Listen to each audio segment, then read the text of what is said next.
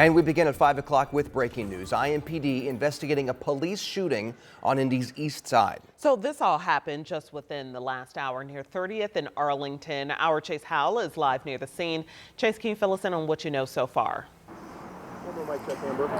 Hi, Felicia. So what we know right now is that there are no officers injured in this officer-involved shooting. I'm standing here on 30th and Arlington, which is closed off from here at Arlington and 30th all the way up to North Shadeland Avenue.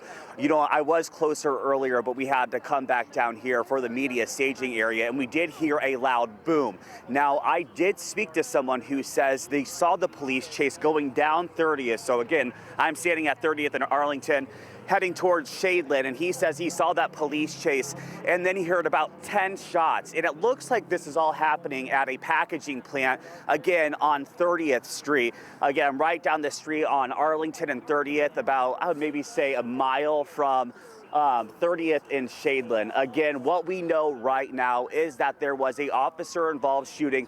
No officers were hurt. It's unclear what the condition of the person who was shot by police, if that is the case. Again, we're still working to learn more. That's why we jetted right back down here to 30th and Arlington from that spot earlier that I mentioned, which was closer. And so as the information comes in, again, we'll bring it right back to you, Felicia. All right, Chase Howell reporting again near 30th in Arlington. As you can see, it's still a very active scene out there. They have moved the media a little bit farther away, so he's still trying to figure out what's going on there. Hopefully we'll hear from IMPD, get an update here any minute. And we'll bring you those. You can stay with us right here, as well as our 13 News app. It has been a challenging year for Indianapolis Metro Police. The department continues to grapple with officer-involved shootings, along with violent crime and staffing challenges as well. However, Metro Police say they did see progress reducing crime overall. Our Marion County reporter Lauren Kostick sat down with top public safety officials and shares their plans for the new year. Both IMPD and OPHS say crime is trending down in Indianapolis, but they admit there is still more work to do. Their biggest goals going into next year, reducing criminal homicides and building more trust in the community. We've had a great year, and we've had, bumps in the road. IMPD Chief Chris Bailey officially wrapping up his first year in his new role. Proud of the way his officers handled several large events, and more importantly, driving down violent crime, seeing an overall reduction compared to 2023. But at the same time, total homicides continue to top more than 200 for the 5th year in a row. We start the year at 0, but our work's not done. This counter flip doesn't stop our work. And we know that this is going to be a continuous effort, and there's a lot more work to do. Part of that includes getting more officers on the streets. Chief Bailey hoping a new contract will make IMPD one of the highest paid in the state.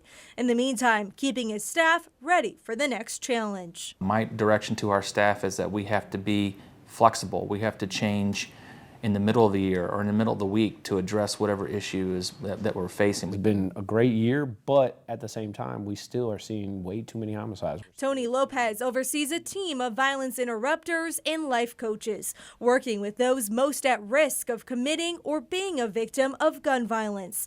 This year, also hiring a violence prevention officer. Changes Lopez believes are helping the city change course. And if we have to evolve and change certain things here and there, we're going to do it. Because we care about the community that much, that we want to see our community succeed and be healthy. In Indianapolis, Lauren Kostick, 13 News. Chief Bailey also laid out 5 goals for next year, including reducing crime, building trust, improving staffing, working on officer wellness, and modernizing the department.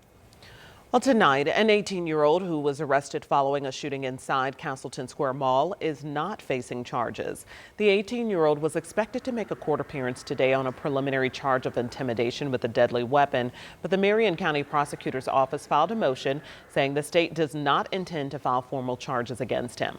IMPD tells us the shooting stemmed from a previous conflict with another 18-year-old, and we're now working to find out if other charges or arrests could be made in this investigation.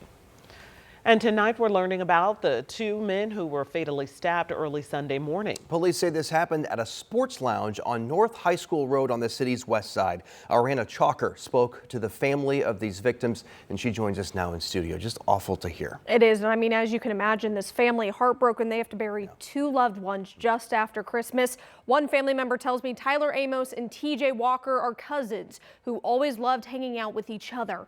Police say the two were stabbed during a fight inside the Havana Sport Lounge around 2:30 Sunday morning. Carlton Amos, TJ's brother, tells me another family member picked up the two at the lounge and took them to Eskenazi Hospital. They both then later died. Police say no argument should get to the point where a weapon is pulled out.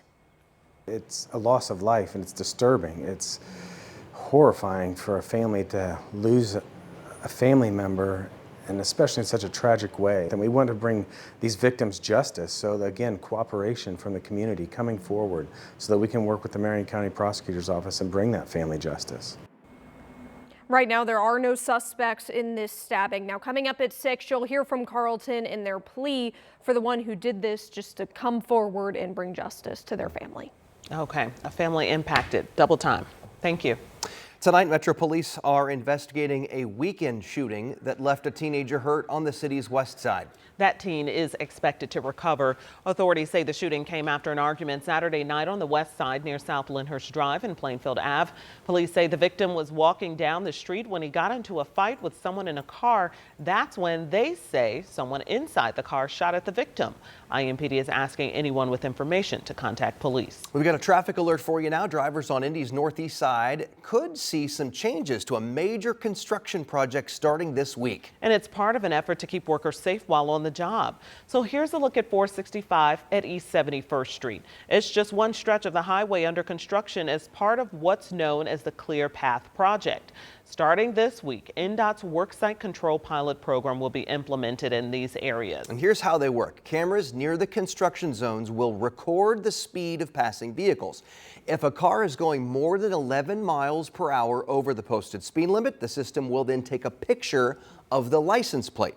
This week marks the start of the pre-enforcement period. That means drivers will not get a ticket for the first 30 days. After that, though, drivers will get a warning before fines are issued. Okay. So you have been warned. Yeah. This is a pilot program. Look, wait a second. Where was that? 465 and East 71st Street. They've done that as a pilot program in other parts of the city. Sounds like it's working. It does work. Luke got one in Pennsylvania. A warning to start, but then, you know, you have to remember and be on the lookout for those signs. And Mom's not paying that. No, I ratted him out. Sorry, he's not watching. Nice to see some sunshine out there today. We did have some sunshine and pretty mild afternoon too. Temperatures right now still in the 40s. Clouds on the increase. 48 degrees in Greensburg, 46 Carmel, 48 at the Country Club of Indy, and 50 degrees in Brown County right now.